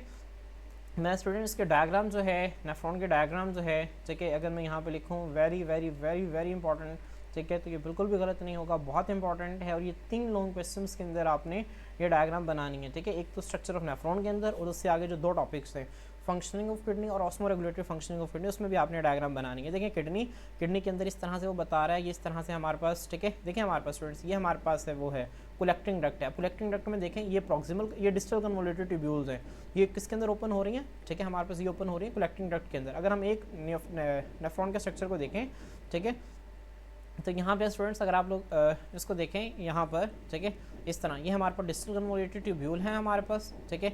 डिस्टल कन्वोल्यूटेड ट्यूब्यूल, ठीक है, ये हमारे पास लूप ऑफ हेनले है, ठीक है। हम इसको स्टार्टिंग से देखते हैं, ये हमारे पास ये वाला जो एरिया इसको हम कहते हैं रीनल कॉर्पसल। रीनल कॉर्पसल के दो हिस्से हैं, एक इसके अंदर नेटवर्क ऑफ कैपिलरीज, इसको ग्लोमेरुलस कहते हैं, और जिस कप शेप एरिया के अंदर ये पड़ा हुआ है इसे हम क्या कहते हैं, बोमेन्स कैप्सूल। ये हमारे पास प्रॉक्सिमल कन्वोल्यूटेड ट्यूब्यूल है, ठीक है। ये हमारे पास जो है वो डिसेंडिंग लिम्ब है, और ये हमारे पास क्या है, असेंडिंग लिम्ब है, ठीक है। डिसेंडिंग लिम्ब जो है, ठीक है, descending limb of loop of Henley, और इसे कहते हैं ascending limb of loop of Henley, ठीक है। इसके दो लिम्ब, डिसेंडिंग का मतलब होता है ऊपर से नीचे की तरफ आना, देखिए यहाँ पे यूरिन ऊपर से नीचे की तरफ आ रहा है, और असेंडिंग का मतलब होता है नीचे से ऊपर जाना, यहाँ पे चीज़ें नीचे से ऊपर आ रही हैं, ठीक है। हमारे पास स्टूडेंट्स वो ये क्या है, कन्वोल्यूटेड ट्यूब्यूल है, जिसको हमने देखा था, ये रीनल कॉर्पसल और बाकी सारे का सारा ट्यूब्यूल है, ठीक है, ठीक है। नेफ्रॉन के हमारे पास कितने पार्ट्स थे, ठीक है, नेफ्रॉन के हमारे पास दो पार्ट्स थे, एक था कॉर्पसल, ठीक है, और एक हमारे पास क्या था, रीनल ट्यूब्यूल, ठीक है। रीनल कॉर्पसल के आगे से दो पार्ट्स थे, एक था हमारे पास ग्लोमेरुलस और एक था बोमेन्स कैप्सूल। रीनल ट्यूब्यूल के आगे से तीन पार्ट्स है, proximal convoluted tubule, loop of Henley और डिस्टल कन्वोल्यूटेड ट्यूब्यूल। अब ये जो डिस्टल कन्वोल्यूटेड ट्यूब्यूल है वो मैंने आपको बताया किसके अंदर ओपन होता है, कलेक्टिंग डक्ट के, और जो कलेक्टिंग डक्ट्स हैं वो आगे जो ओपन होती हैं पेपिलरी डक्ट, और पेपिलरी डक्ट जो है वो आगे यूरेटर के अंदर चला जाता है, ठीक है। तो इसको मैंने आपको डायग्राम को थोड़ा सा एक्सप्लेन भी कर दिया। अब स्टूडेंट्स हमारे पास जो है वो फंक्शनिंग ऑफ किडनी है। फंक्शनिंग ऑफ किडनी जो है ये भी एक इंपॉर्टेंट लॉन्ग क्वेश्चन है आपको, ठीक है, आपने इसको भी जहन में रखना है, ठीक है। जो मेन फंक्शन है किडनी का हमारे पास वो क्या है, यूरिन फॉर्मेशन है, ठीक है। अब यूरिन फॉर्मेशन जो है 3 स्टेप्स के अंदर करता है। पहला है जो इसका स्टेप वो है प्रेशर फिल्ट्रेशन, ठीक है। फिल्ट्रेशन का मतलब क्या होता है, ठीक है, फिल्ट्रेशन का मतलब होता है किसी चीज़ को छानना, ठीक है, किसी चीज़ में से इम्प्योरिटीज़ को अलग करना, ठीक है। जब जो है वो ब्लड जो है वो किडनी के अंदर दाखिल होता है रीनल आर्टरी से, स्टूडेंट्स इस चीज़ को हमने पहले भी देखा था कि हमारे पास जो आर्टरी है वो डिवाइड होकर हमारे पास बनाती है आर्ट्रियूल्स, आर्ट्रियूल्स जो हैं वो डिवाइड होकर बनाते हैं कैपिलरीज, ठीक है। कैपिलरीज जो हैं वो आगे से मिलकर हमारे पास बनाती हैं वेन्यूल्स, और वेन्यूल्स मिलकर हमारे पास क्या बनाते हैं, वेन्स को आपने जहन में रखना, ये चीज़ हमने पिछले चैप्टर में भी देखी थी।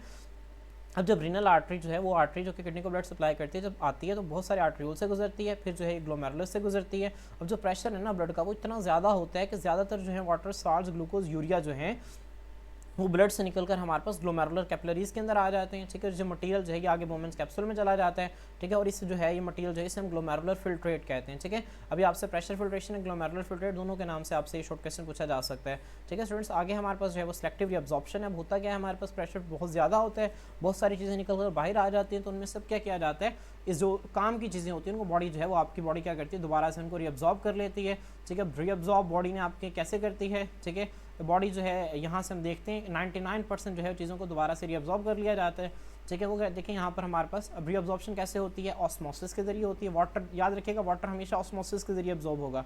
डिफ्यूजन जो है, डिफ्यूजन भी होती है ग्लूकोज वगैरह की, और एक्टिव ट्रांसपोर्ट जो है ये सॉल्ट्स की होती है। अब कुछ water most glucose reabsorb proximal convoluted tubule. Proximal convoluted tubule में किन चीज़ों की हमारे पास रिअब्जॉर्प्शन होती है, एक हमारे पास वाटर की और दूसरा हमारे पास बहुत सारी ग्लूकोज की। स्टूडेंट्स जहन में रखना है कि जो सॉल्ट्स हैं वो रिअब्जॉर्ब होते हैं एक्टिव ट्रांसपोर्ट के जरिए, और जो वाटर है वो किसके जरिए होता है, ऑस्मोसिस के जरिए। ये आपने चीज़ ध्यान में रखनी है। सॉल्ट्स की हमेशा एक्टिव ट्रांसपोर्ट किसके जरिए होगी, सॉल्ट्स की रिअब्जॉर्प्शन एक्टिव ट्रांसपोर्ट के जरिए, ठीक है, और वाटर की किसके जरिए होगी, ऑस्मोसिस के जरिए, ठीक है। और डिसेंडिंग लिम्ब जो है, ठीक है, ये क्या करेगा, ठीक है, descending limb of loop of Henle जो है अलाउ करेगा रिअब्जॉर्प्शन ऑफ वाटर को, while the ascending limb of loop of Henle allows the reabsorption of salts, ठीक है। और डिस्टल कन्वोल्यूटेड ट्यूब्यूल में रिअब्जॉर्प्शन ऑफ वाटर होगा। स्टूडेंट्स एक इंपॉर्टेंट चीज़ है यहाँ पर, मैं अगर आपको यहाँ पे दोबारा बताता चलूँ, ये हमारे पास डिसेंडिंग लिम्ब है। याद रखिएगा डिसेंडिंग लिम्ब जो है ये साइज़ में थिन होती है, बारीक होती है। यहाँ पर हमारे पास सिर्फ और सिर्फ वाटर की रिअब्जॉर्प्शन होती है। किसकी होती है, वाटर की रिअब्जॉर्प्शन होती है। किस प्रोसेस के जरिए होती है, ऑस्मोसिस के जरिए। किसके जरिए, ऑस्मोसिस। ये हमारे पास जो है ये असेंडिंग लिम्ब है, यहाँ पे हमारे पास सॉल्ट्स की रिअब्जॉर्प्शन होती है, और सॉल्ट्स की रिअब्जॉर्प्शन जो है ये हमारे पास किसके जरिए होती है, हमारे पास होती है एक्टिव ट्रांसपोर्ट के जरिए होती है, ठीक है। तो आपने इसको जहन में रखना है। और यहाँ पर हमारे पास जो प्रॉक्सिमल कन्वोल्यूटेड ट्यूब्यूल थी, यहाँ पर हमारे पास जो है वाटर की और ग्लूकोज की रिअब्जॉर्प्शन होती है, ठीक है, और वाटर की ऑस्मोसिस, ग्लूकोज की डिफ्यूजन के जरिए। और यहाँ पर हमारे पास फिर किसकी होती है, वाटर की होती है, ठीक है। तो आपने इसको जहन में रखना है। और हमारे पास ये फंक्शनिंग ऑफ किडनी का हमारे पास सेकंड स्टेप था। जो हमारे पास थर्ड स्टेप है इसका, वो हमारे पास जो है वो है ट्यूब्यूलर सेक्रेशन। वो हमारे पास क्या है, ट्यूब्यूलर सेक्रेशन, ठीक है। ट्यूब्यूलर सेक्रेशन को हम देखते हैं। ट्यूब्यूलर सेक्रेशन में हमारे पास क्या होता है, ट्यूब्यूलर सेक्रेशन के अंदर हमारे पास बहुत सारे ions, different ions, creatinine, urea वगैरह, ठीक है, वो चीज़ें जो यूरिन में नहीं आती, ब्लड के अंदर अभी भी हैं, ठीक है, उनको क्या किया जाता है, उनको दोबारा से यूरिन के अंदर डाल दिया जाता है, ठीक है, उनको दोबारा से यूरिन के अंदर डाल दिया जाता है, ठीक है। यहाँ पे अगर आप लोग देखें, ठीक है, उसके बाद ठीक है, जब ये सारी चीज़ें की जाती हैं तो ब्लड की जो पीएच है वो नॉर्मल हो जाती है, ठीक है। आपने इसको जहन में रखना है। यहाँ पर स्टूडेंट्स ये एक इंपॉर्टेंट चीज़ है, ये आपसे एमसीक्यू में पूछी जाती है, ठीक है, कि नॉर्मल ब्लड की पीएच कितनी होती है।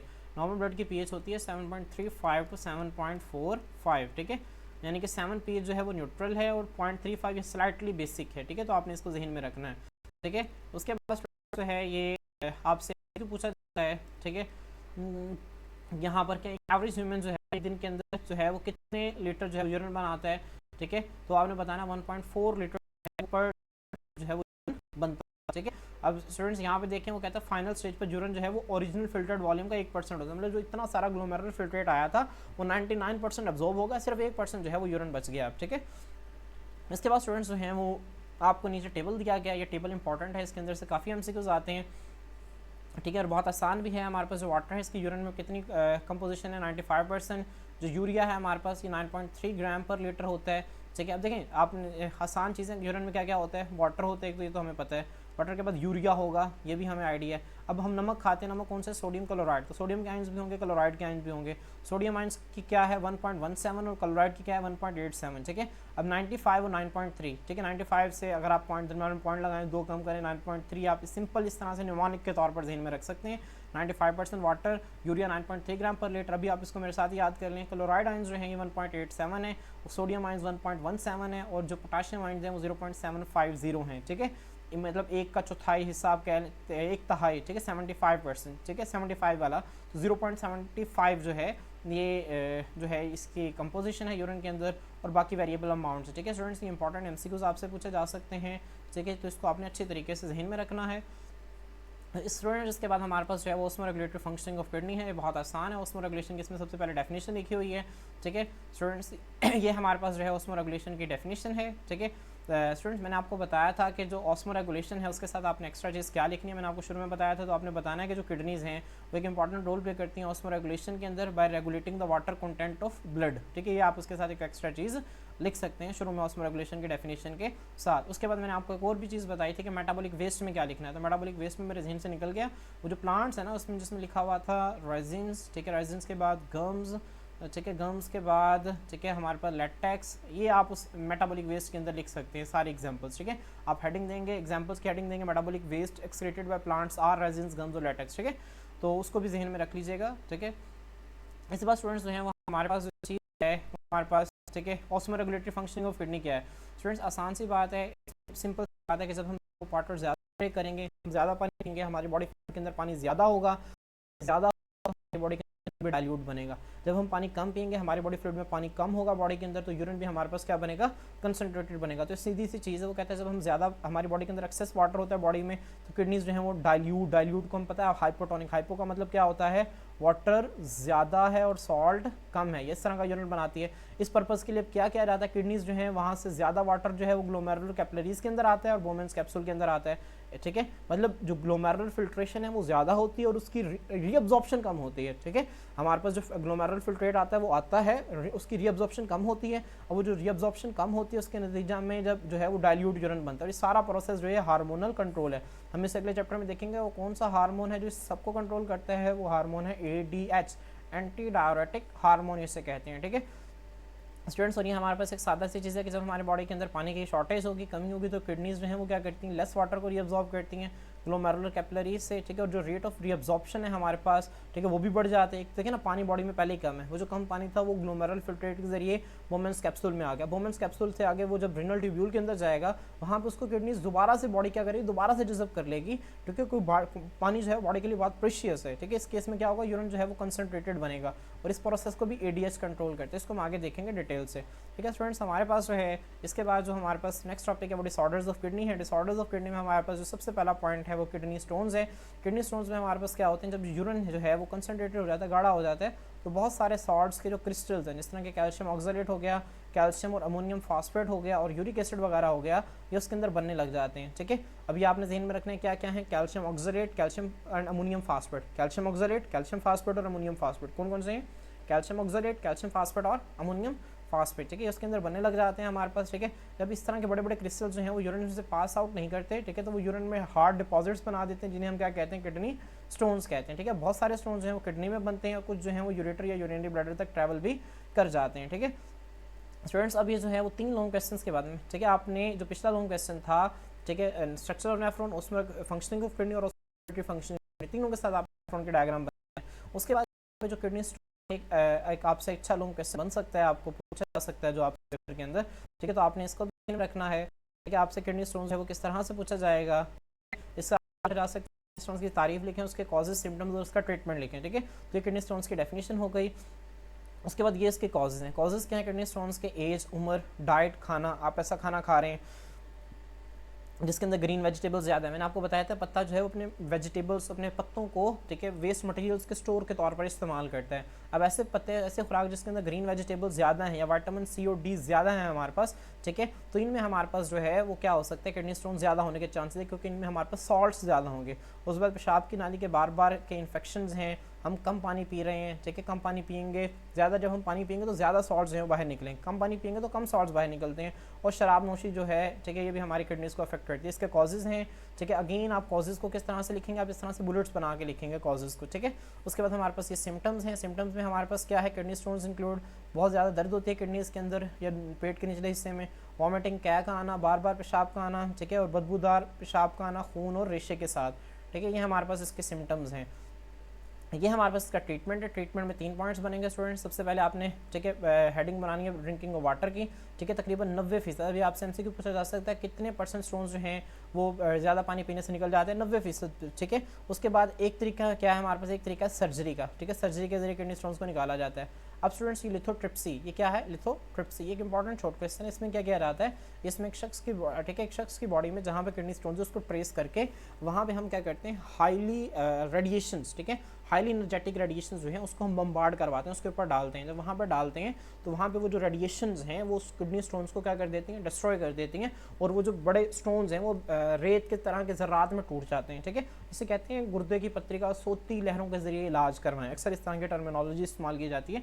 ये लिथोट्रिप्सी है हमारे पास, ठीक है। इसमें हमारे क्या करते हैं, नॉन इलेक्ट्रिक शॉक वेव बाहर से डालते हैं, ठीक है, बम्बार्ड करवाई जाती है। बम्बार्ड का मतलब है, ठीक है, बुछाड़ करवाई जाती है स्टोन्स के ऊपर यूरिनरी सिस्टम में, वो जो डेंस स्टोन्स हैं वो टूट जाते हैं और जो वो रेत की तरह हो जाते हैं और वो यूरिन के जरिए बाहर निकल जाते हैं, ठीक है। तो स्टूडेंट्स हमारे पास चीज़ है जिसको हम करेंगे, वो हमारे पास एक साइंटिस्ट की कंट्रीब्यूशन है जो कि हमारे पास अबू नसर अल फरीबी, ठीक है, इसको ज़हन में रखना है।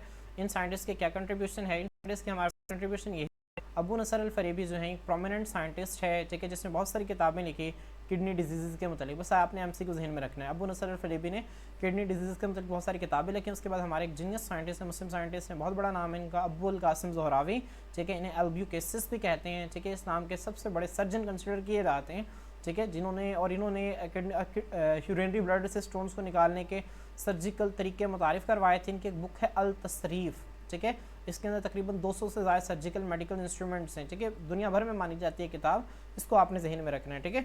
एक तो अबू नसर अल फरीबी का नाम, उसके बाद अबुल कासिम ज़ोहरावी, इन्हें मगरिब के अंदर अल्ब्यूकेसिस भी कहते हैं, इनकी किताब अल तसरीफ़, उसके अंदर 200 से ज़्यादा सर्जिकल मेडिकल प्रोसीजर्स हैं, ठीक है।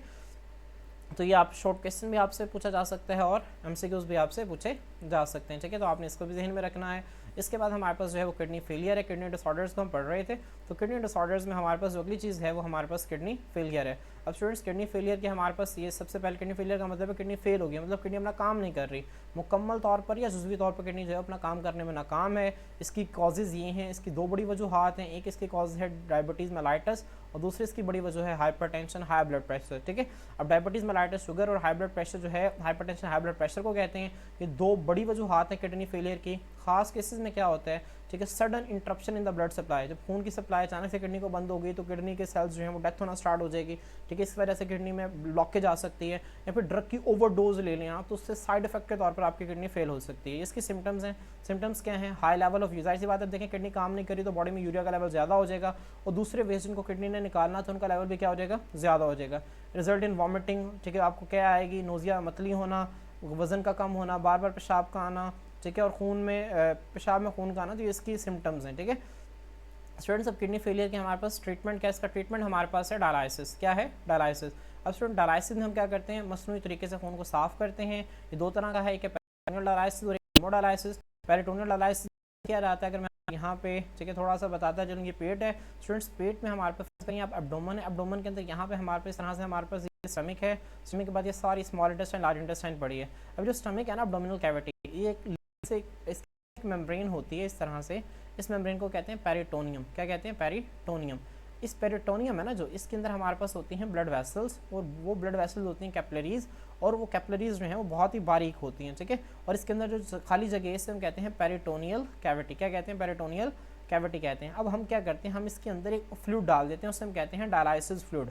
एक हमारे पास फ्लूइड होता है, इसे हम कहते हैं डायलाइसिस फ्लूइड। खून को साफ करने के लिए एक फ्लूइड होता है, ठीक है, इसे हम डायलाइसिस फ्लूइड कहते हैं। उसको हम पेरिटोनियल कैविटी के अंदर डाल देते हैं, और जब पेरिटोनियल कैविटी के अंदर हम इस फ्लूइड को डाल देते हैं, ठीक है, तो हमारे पास इसके अंदर जो, अब देखें आपको पता है कि डायलाइसिस फ्लूइड के अंदर वेस्ट मटेरियल्स नहीं है, ब्लड के उस बंदे की किडनी काम नहीं कर रही है, उस बंदे के ब्लड के अंदर वेस्ट मटेरियल बहुत ज़्यादा हैं, तो जो सारे के सारे वेस्ट मटेरियल्स हैं वो निकल कर किसके अंदर आ जाते हैं? डायलाइसिस फ्लूइड के अंदर डिफ्यूज हो जाते हैं, डिफ्यूजन हो जाते हैं, ठीक है। तो वो सारे के सारे डायलाइसिस फ्लूइड के अंदर आ जाएंगे, फिर हम डायलाइसिस फ्लूइड को बाहर निकाल लेंगे। तो किडनी का वो काम जो किडनी ने करना था, किडनी का काम क्या था? ब्लड से वेस्ट मटेरियल्स को बाहर निकालना, अब हम डायलाइसिस फ्लूइड के जरिए कर रहे हैं, मसनूई तरीके से कर रहे हैं, तो डायलाइसिस है। और जिस जिस्म के जिस हिस्से के जरिए कर रहे हैं वो पेरिटोनियम है, तो इसी वजह से इसे पेरिटोनियल डायलाइसिस का नाम दिया जाता है। इस किस्म के डायलाइसिस में क्या होता है, जो डायलाइसिस फ्लूइड है उसको पंप किया जाता है एक छोटे से अरसे के लिए पेरिटोनियल कैविटी के अंदर, ठीक है, जो कि गट के इर्द गिर्द एक जगह है। अभी जो कैविटी है एक मेम्ब्रेन से घिरी होती है जिसे पेरिटोनियम कहते हैं। पेरिटोनियम के अंदर बहुत सारी ब्लड वेसल्स होती हैं। जब हम डायलाइसिस फ्लूइड को पेरिटोनियल कैविटी के अंदर रखते हैं तो जो वेस्ट मटेरियल हैं पेरिटोनियल ब्लड वेसल्स के अंदर वो डिफ्यूज हो जाते हैं डायलाइसिस फ्लूइड के अंदर, ठीक है, जिन्हें बाद में ड्रेन आउट बाहर निकाल लिया जाता है, ठीक है। और आपने ध्यान में रखना है इस टाइप के डायलाइसिस को रोजाना करवाना पड़ता है। डायलाइसिस भी आप स्टूडेंट्स आपके पास एक लॉन्ग क्वेश्चन के तौर पर पूछा जा सकता है, ठीक है। तो स्टूडेंट्स हमारे पास ये डायलाइसिस ये आपको दिखा रहा है, डायलाइसिस फ्लूइड है, ये गट का एरिया है आपके पास, यहाँ पे आप डायलाइसिस फ्लूइड को रख रहे हैं, बॉडी के ऑर्गन्स हैं, और यहाँ से जो है वेस्ट मटेरियल किस तरह से आपको डिफ्यूज होते हुए नजर आ रहे हैं। हीमोडायलाइसिस में स्टूडेंट्स क्या किया जाता है? हीमोडायलाइसिस में एक पर्सन, सिंपल पर्सन की यहाँ से एक आर्टरी से एक नाली निकाली जाती है, और ये ब्लड पंप है, आर्टरी से ब्लड को खींचता है। एक मशीन है डायलाइसर, जिसे डायलाइजर कहते हैं।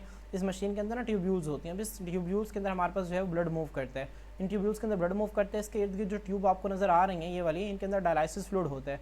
और ये जो ट्यूब्यूल्स की दीवारें हैं ना, जो ये सेमी परमेबल मेम्ब्रेन के तौर पर काम करती हैं, तो ब्लड से जितने भी वेस्ट मटेरियल है वो सारे के डायलाइसिस फ्लूइड के अंदर डिफ्यूज हो जाते हैं, ठीक है। जो ब्लड है हमारा साफ हो जाता है, जब यहाँ से ब्लड साफ हो जाता है तो उसको यहाँ से बाहर निकाल लेते हैं, और यहाँ पे जो डायलाइसिस फ्लूइड है वो साइड पे आ जाता है, ठीक है। और ब्लड और डायलाइसिस की जो मूवमेंट है वो बिल्कुल ऑपोजिट होती है, इसको भी आपने जहन में रखना है, ठीक है। तो डायलाइसिस रूम में क्या किया जाता है? पेशेंट के ब्लड को एक ऑपरेटर से गुजारा जाता है जिसे डायलाइजर कहते हैं। डायलाइजर के अंदर लंबी लंबी ट्यूब्स होती हैं जो कि सेमी परमेबल मेम्ब्रेन के तौर पर काम करती हैं, ठीक है। उसके बाद जो है ब्लड जो है ट्यूब से गुजरता है, जब डायलाइसिस फ्लूइड जो है वो ट्यूब्स के इर्द गिर्द से गुजरता है तो उसके अंदर इजाफी पानी और वेस्ट जो है वो ब्लड से डायलाइसिस फ्लूइड के अंदर मूव कर जाते हैं। वो जो साफ ब्लड है उसको दोबारा जिस्म में लौटा दिया जाता है, तो उसको हफ्ते में 3 मरतबा करवाना जो है वो लाजमी है। इसको आपने देख लेना, इंपॉर्टेंट आपको पूछा जा सकता है, इंपॉर्टेंट है। उसमें किडनी ट्रांसप्लांट स्टूडेंट्स एक लॉन्ग क्वेश्चन तो नहीं है, लेकिन आपसे लॉन्ग क्वेश्चन जो है एग्जामिनर्स जो है बोर्ड में पूछ सकते हैं, तो आपने इसको जहन में रखना है, इसको लॉन्ग क्वेश्चन के लिहाज से तैयार करना है। आपने उसमें शुरू में बताना कि जो डायलाइसिस है किडनी फेलियर के 2 ही तो इलाज हैं, क्या डायलाइसिस एक किडनी ट्रांसप्लांट, किडनी को नई किडनी लगाना। और वो कहता है जो डायलाइसिस जो है उसको रिपीटेडली बार बार करवाना पड़ता है कुछ दिनों के बाद, और ये मरीजों के लिए भी फ़ायदेमंद नहीं है, ठीक है, उनके लिए भी तकलीफ दे और उनके अटेंडेंट्स के लिए, मतलब जो मरीज़ की देखभाल करते हैं उनके लिए भी। तो इसका जो दूसरा इलाज है हमारे पास वो एंड स्टेज किडनी फेलियर के लिए, वो हमारे पास है किडनी ट्रांसप्लांटेशन, नई किडनी लगा दी जाती है। अब किडनी ट्रांसप्लांट की डेफिनेशन क्या है? It is the replacement of patients damage kidney with the donors healthy kidney, ठीक है। ये किडनी ट्रांसप्लांट की क्या है डेफिनेशन है, आप इसका इंट्रोडक्शन लिख सकते हैं, ठीक है। इंट्रोडक्शन लिखने के बाद आप इसकी डेफिनेशन लिखेंगे, लॉन्ग क्वेश्चन में आएगा, ठीक है। तो आप फिर यहाँ पे डोनेशन की हेडिंग देंगे, ठीक है, ठीक है, डोनर किडनी की आप हेडिंग देंगे, ठीक है, किसकी हेडिंग देंगे? डोनर किडनी, ठीक है। अब जो डोनर किडनी के मतलब आप इन्फॉर्मेशन लिखेंगे कि जो डोनेटेड किडनी है वो किसकी हो सकती है? एक डिक्रीज डोनर का मतलब है मरे हुए आदमी की हो सकती है, या लिविंग डोनर किसी जिंदा आदमी की भी हो सकती है। अब जो डोनर है वो उसका मरीज़ का रिश्तेदार भी हो सकता है, नहीं भी हो सकता है उन्होंने पैसों के जरिए ली हो। वो कहता है ट्रांसप्लांट से पहले, ठीक है, टिश्यू प्रोटीन्स के डोनर, और जिस तरह ब्लड ट्रांसफ्यूज करने से पहले ब्लड को मैच किया जाता है, इस तरह ऑर्गन्स ट्रांसप्लांट करने से पहले बॉडी के टिश्यूज़ को मैच किया जाता है। ये इंपॉर्टेंट, ये ज़रूरी है, ठीक है। अब कहता है डोनर किडनी जो है पेशेंट की बॉडी में ट्रांसप्लांट कर दी जाती है, और जो किडनी के साथ जो ब्लड की सप्लाई है और जो यूरिनरी ब्लडर की सप्लाई है इसको भी जोड़ दिया जाता है, ठीक है। उसके बाद आप यहाँ तक डोनेटेड किडनी की हेडिंग देने के बाद यहाँ पे आप हेडिंग देंगे लाइफ टाइम की, किसकी? लाइफ टाइम की। जो एवरी लाइफ टाइम है डोनेटेड किडनी की वो कितनी है? 10 to 15 ईयर्स। स्टूडेंट्स अभी बहुत इंपॉर्टेंट एमसीक्यू है जो कि आपसे पेपर में पूछा जाता है, ठीक है। और अगर ट्रांसप्लांट आपको क्वेश्चन में आ जाए तो लाइन लाजमी लिखनी है कि एवरेज लाइफ टाइम किडनी की कितनी है? 10 to 15 ईयर्स, ठीक है। उसके बाद आपने हेडिंग देनी है व्हेन, ठीक है, व्हेन अ ट्रांसप्लांट फेल्स, इसकी हेडिंग दे के हैं। व्हेन ट्रांसप्लांट फेल्स तो पेशेंट जो है उसे सेकंड किडनी ट्रांसप्लांट भी दिया जा सकता है। इस केस में क्या होता है, जो ट्रांसप्लांट है, ठीक है, अब वो ट्रांसप्लांट फेल क्यों होगा? ठीक है, ट्रांसप्लांट फेल जो है उस वजह से होगा ट्रांसप्लांट रिजेक्ट हो जाएगा। मसलन बॉडी प्रोटीन्स मैच नहीं की, तो जो नई किडनी लगाई है अगले बंदे की बॉडी ने उसको रिजेक्ट कर दिया, उसको तोड़ना स्टार्ट कर दिया, उसके वाइट ब्लड सेल उसको दुश्मन समझ रहे हैं, उसको तोड़ना स्टार्ट कर दिया। ठीक है, इन्फेक्शंस की वजह से हो सकते हैं। ठीक है, या बॉडी साल्ट्स जो हैं वो इम्बैलेंस हो गए हैं, मतलब साल्ट्स की कंसनट्रेशन ज़्यादा हो गई है, इसकी वजह से बहुत सारे प्रॉब्लम, हड्डियों के प्रॉब्लम या अल्सर्स कहते हैं, सुराग बन जाते हैं। ठीक है, हड्डियों के प्रॉब्लम्स क्यों? क्योंकि सॉल्ट जो है वो हड्डियों के अंदर जमा होते हैं। जब बहुत ज़्यादा सॉल्ट की कंसनट्रेशन हो जाएगी तो इससे बोन प्रॉब्लम्स भी आपको राइज हो सकते हैं। ठीक है स्टूडेंट्स, हमारे पास ये जो था ये हमारा चैप्टर था, हमने इसको कवर किया। अभी आप लोगों का एक किस्म का असाइनमेंट है कि आप लोग जो है एक्सरसाइज के एमसीक्यूज़ को जो है वो आप लोगों ने कवर करना है। ठीक है, और आप लोगों ने इसमें से 2 डायग्राम्स को मस्ट ड्रॉ करना है। आपने कौन कौन सी 2 डायग्राम्स हैं? एक नेफ्रॉन की और एक किडनी की। ठीक है, 2 डायग्राम्स आपकी मस्ट हैं। ठीक है स्टूडेंट्स, आज के लिए इतना ही, इंशाल्लाह फिर मिलते हैं नेक्स्ट वीडियो के अंदर। ठीक है, नेक्स्ट वीडियो के अंदर नेक्स्ट लेक्चर के साथ। तो अगर आपको वीडियो फ़ायदेमंद लगे, ठीक है, तो हमें कमेंट सेक्शन में ज़रूर बताएं और अपने फ्रेंड्स के साथ भी इसको शेयर करें। जज़ाकल्लाह।